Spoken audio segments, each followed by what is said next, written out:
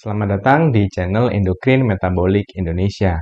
Pada kesempatan kali ini, saya akan mendiskusikan dan membahas mengenai hipoglikemia.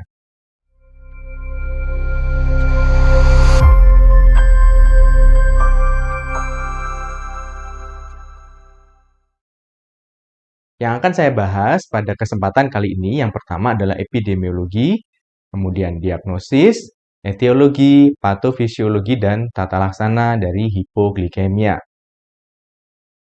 Angka kejadian hipoglikemia pada pasien DM atau diabetes mellitus ternyata kalau kita lihat dari literatur terjadi sekitar 2 kali kejadian dalam 1 minggu terjadi pada pasien DM tipe 1.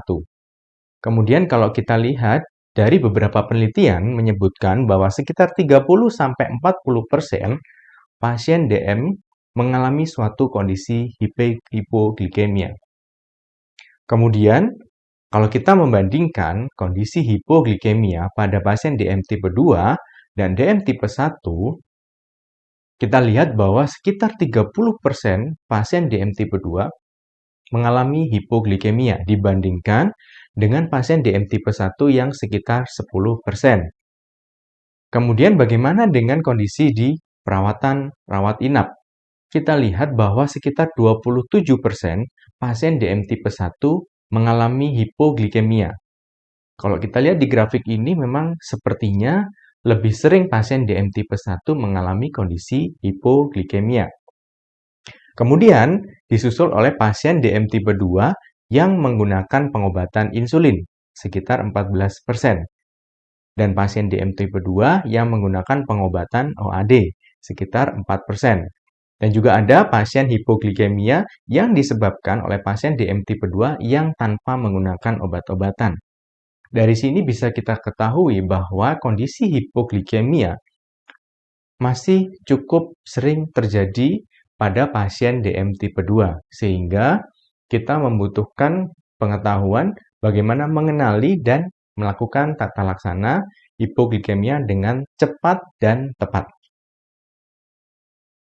Bagaimana mendiagnosis hipoglikemia? Kita kenal ada yang namanya Trias-Whipple. Apa itu Trias-Whipple? Trias-Whipple adalah suatu kondisi yang merupakan gabungan dari yang pertama adalah rendahnya kadar glukosa di dalam darah. Dalam hal ini bisa mencapai di bawah 70 mg per desiliter. Kemudian yang kedua disertai dengan suatu gejala.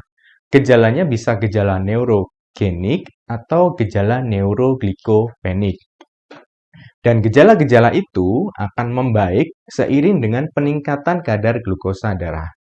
Hal ini penting kita identifikasi untuk mengidentifikasi bagaimana kita membedakan kondisi hipoglikemia atau kondisi akut yang terjadi pada pasien, apakah disebabkan oleh karena hipoglikemia ataukah disebabkan kondisi-kondisi lain yang mungkin mirip dengan manifestasi klinis dari hipoglikemia. Nah, apa saja etiologi atau faktor penyebab dari hipoglikemia? Kalau kita lihat di sini, ada beberapa kondisi yang bisa menyebabkan terjadinya kondisi hipoglikemia. Yang paling sering terjadi pada pasien hipoglikemia adalah dikarenakan konsumsi obat-obatan. Bisa karena penggunaan obat-obatan seperti insulin atau penggunaan obat-obatan seperti sulfonylurea atau insulin sekretagogue. Kemudian ada juga kondisi-kondisi yang memungkinkan terjadinya kondisi hipoglikemia. Apa itu? Di antaranya penyakit gangguan liver, penyakit pada ginjal, gangguan pada jantung, dan pada kondisi tertentu misalnya pada kondisi sepsis atau pada kondisi inanishi pada pasien geriatri. Nah, selain itu juga kemungkinan disebabkan oleh karena defisiensi hormon kortisol, defisiensi dari glukagon dan epinefrin bisa menyebabkan terjadinya hipoglikemia. Kondisi seperti tumor non-islet yang mungkin memang jarang terjadi juga masih bisa menyebabkan kondisi hipoglikemia. Selain itu juga ada namanya hiperinsulin endogen. Hiperinsulin endogen artinya terjadi peningkatan produksi insulin yang diakibatkan kondisi patologi pada kondisi endogen alias dalam kondisi di dalam tubuh. Apa saja di antaranya adalah insulinoma, suatu tumor yang ada di dalam tubuh yang memproduksi insulin yang berlebihan. Kemudian ada kelainan fungsional dari sel beta, kemudian penyakit autoimun, kemudian ada kondisi yang menyebabkan terjadinya insulin sekretagogue.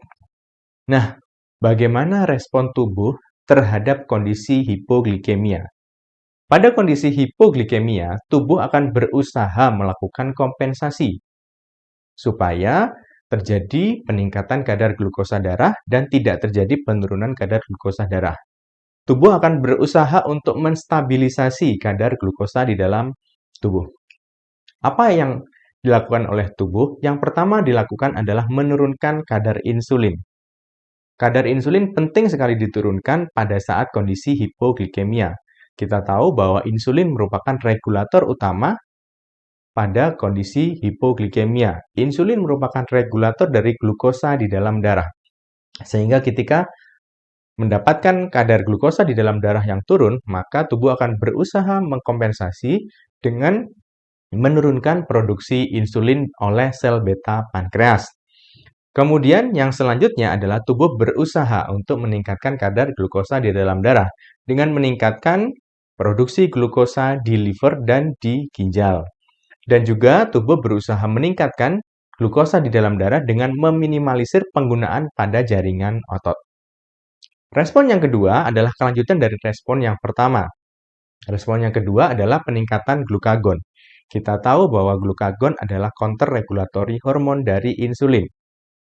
Ketika kadar kondisi glukosa darah menurun, maka glukagon akan meningkat. Biasanya terjadi pada sekitar glukosa darah 65-70 mg per desiliter. Glukagon yang diproduksi oleh sel alfa pankreas merupakan respon kedua terhadap kondisi hipoglikemia. Dia akan meningkatkan glikogenolisis dan meningkatkan gluconeogenesis, yang intinya tujuannya adalah segera meningkatkan kadar glukosa di dalam darah. Kemudian respon yang ketiga adalah peningkatan epinefrin. Epinefrin yang diproduksi atau disintesis atau disekresi oleh medula adrenal, dia akan meningkatkan kondisi diantaranya adalah peningkatan dari produksi glukagon, kemudian penggunaan glukosa di dalam otot juga akan dikurangi dan meningkatkan terjadinya lipolisis. Dan peningkatan epinefrin ini merupakan respon ketiga dari respon tubuh terhadap kondisi hipoglikemia. Nah, kondisi hipoglikemia menampilkan manifestasi klinis. Manifestasi klinis yang utama adalah aktivitas simpatis yang meningkat.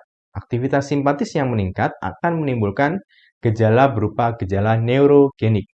Kemudian, kadar glukosa di dalam darah yang menurun akan menampilkan gejala neuroglycopenic. Apa saja gejala neurogenik? Di antaranya adalah berkeringat, kemudian lapar, kemudian gemetar, berdebar-debar, dan pasien akan merasakan suatu kecemasan atau kebingungan.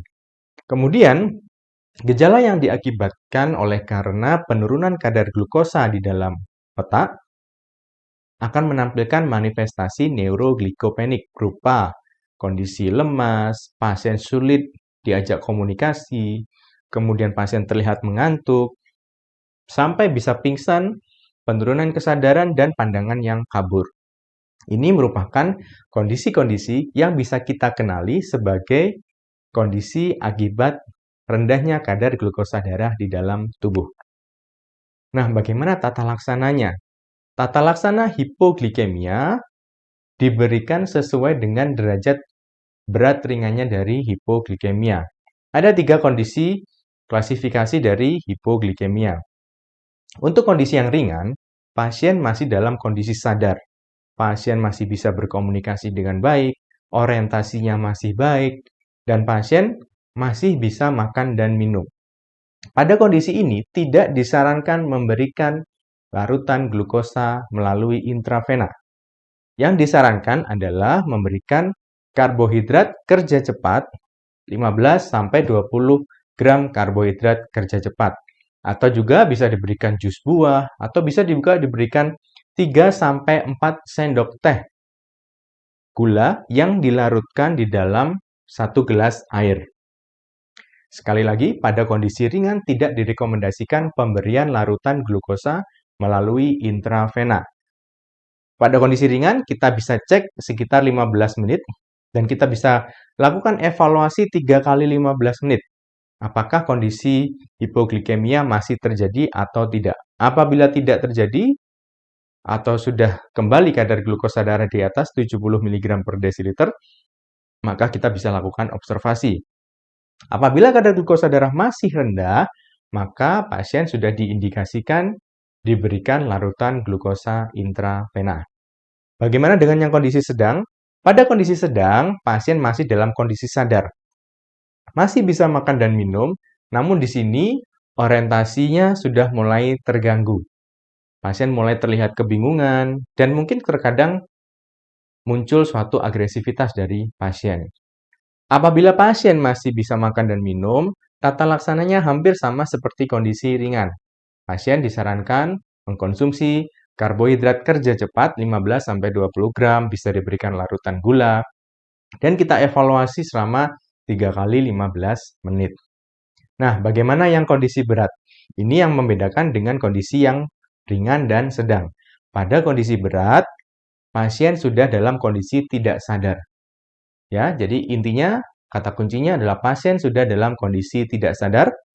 Apa yang harus kita lakukan? Yang pertama, yang paling utama adalah kita pastikan stabilisasi dari jalan nafas. Patensi jalan nafas kita evaluasi, airway, breathing, dan circulation kita pastikan aman.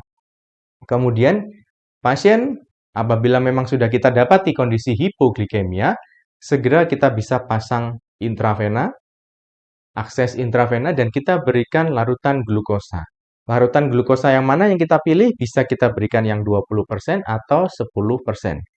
Tidak disarankan memberikan larutan glukosa darah yang lebih dari 20%. Misalnya, dextrose 40%. Sangat tidak disarankan. Mengapa? Karena pada kondisi hipoglikemia dan jika kita memberikan larutan glukosa yang osmolalitasnya tinggi, ya, cairan yang hipertonis seperti dextrose 40 atau 50%, akan menyebabkan iritasi pada pembuluh darah vena. Dan itu merupakan kondisi yang akan memperburuk kondisi dari pasien. Pasien bisa terjadi plebitis pada pembuluh darah. Sehingga yang disarankan adalah pemberian glukosa darah, pemberian larutan glukosa dengan dextrose 20% atau 10%.